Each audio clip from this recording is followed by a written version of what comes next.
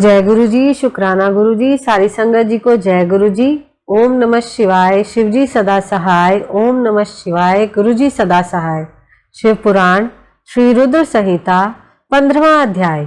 सृष्टि का वर्णन। नारद जी ने पूछा, हे पितामह, आपने बहुत सी ज्ञान बढ़ाने वाली उत्तम बातों को सुनाया। कृपा इसके अलावा और भी जो आप सृष्टि एवं उससे संबंधित लोगों के बारे में जानते हैं, हमें बताने की कृपा करें। ब्रह्मा जी बोले, मुने, हमें आदेश देकर जब महादेव जी अंतर ध्यान हो गए तो मैं उनकी आज्ञा का पालन करते हुए ध्यान मग्न होकर अपने कर्तव्यों के विषय में सोचने लगा। उस समय भगवान श्री हरि विष्णु से ज्ञान प्राप्त कर मैंने सृष्टि की रचना करने का निश्चय किया। भगवान विष्णु मुझे आवश्यक उपदेश देकर वहां से चले गए। भगवान शिव की कृपा से ब्रह्मांड से बाहर वैकुंठ धाम में जा पहुंचे और वहीं निवास करने लगे। सृष्टि की रचना करने के उद्देश्य से मैंने भगवान शिव और विष्णु का स्मरण करके जल को हाथ में लेकर ऊपर की ओर उछाला। उससे वहां एक अंड प्रकट हुआ जो 24 तत्वों का समूह कहा जाता है। यह विराट आकार वाला अंड जड़ रूप में था। उसे चेतनता प्रदान करने हेतु मैं कठोर तप करने लगा और 12 वर्षों तक तप करता रहा। तब श्री हरि विष्णु स्वयं प्रकट हुए और प्रसन्नता पूर्वक बोले। श्री विष्णु ने कहा, ब्राह्मण, मैं तुम पर प्रसन्न हूँ। जो इच्छा हो वह वर मांग लो। भगवान शिव की कृपा से मैं सब कुछ देने में समर्थ हूँ। ब्रह्मा बोले, भगवान, आपने मुझ पर बड़ी कृपा की है। भगवान शंकर ने मुझे आपके हाथों में सौंप दिया है। आपको मैं नमस्कार करता हूँ। कृपा कर इस विराट 24 तत्वों से बने अंड को चेतना प्रदान कीजिए। मेरे ऐसा कहने पर श्री विष्णु ने अनंत रूप धारण कर अंड में प्रवेश किया। उस समय उनके सहस्त्रों मस्तक, सहस्त्र आंखें और सहस्त्र पैर थे। उनके अंड में प्रवेश करते ही वह चेतन हो गया। पाताल से सत्य लोक तक अंड के रूप में वहां विष्णु भगवान विराजने लगे।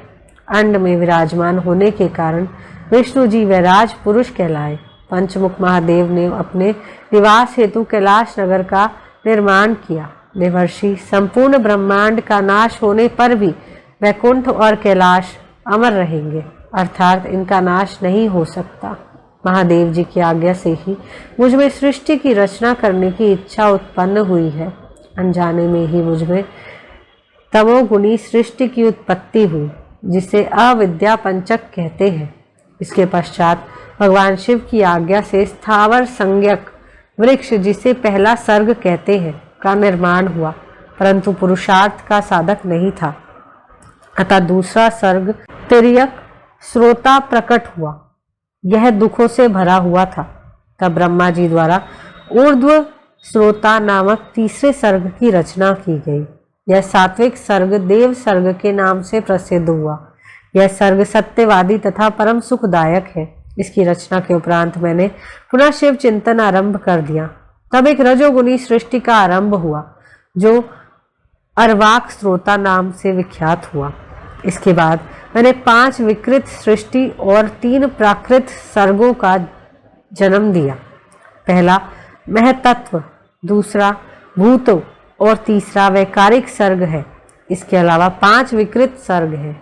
दोनों को मिलाकर कुल 8 सर्ग होते हैं। नवा कुमार सर्ग है, जिससे सनत सनंदन कुमारों की रचना हुई है। सनत आदि मेरे 4 मानस पुत्र हैं जो ब्रह्मा के समान हैं। वे महान व्रत का पालन करने वाले हैं। वे संसार से विमुख एवं ज्ञानी हैं। उनका मन शिव चिंतन में लगा रहता है। मुनि नारद, मेरी आज्ञा पाकर भी उन्होंने सृष्टि के कार्य में मन नहीं लगाया। इससे मुझ में क्रोध प्रवेश कर गया। तब भगवान विष्णु ने मुझे समझाया और भगवान शिव की तपस्या करने के लिए कहा। मेरी घोर तपस्या से मेरी भौहों और नाक के मध्य भाग से महेश्वर की 3 मूर्तियां प्रकट हुई, जो पूर्णांश, सर्वेश्वर एवं दया सागर थी, और भगवान शिव का अर्धनारीश्वर रूप प्रकट हुआ। जन्म मरण से रहित, परम तेजस्वी, सर्वज्ञ, नीलकंठ, साक्षात उमा वल्लभ भगवान महादेव के साक्षात दर्शन कर मैं धन्य हो गया। मैंने भक्ति भाव से उन्हें प्रणाम किया और उन्हें प्रसन्न करने के लिए उनकी स्तुति करने लगा। तब मैंने उनसे जीवों की रचना करने की प्रार्थना की। मेरी प्रार्थना स्वीकारते हुए देवादिदेव भगवान शिव ने रुद्र गणों की रचना की। तब मैंने उनसे पुनः कहा, देवेश्वर शिव शंकर, अब आप संसार की मोह माया में लिप्त ऐसे जीवों की रचना करें जो मृत्यु और जन्म के बंधन में बंधे हों। यह सुनकर महादेव जी हंसते हुए कहने लगे।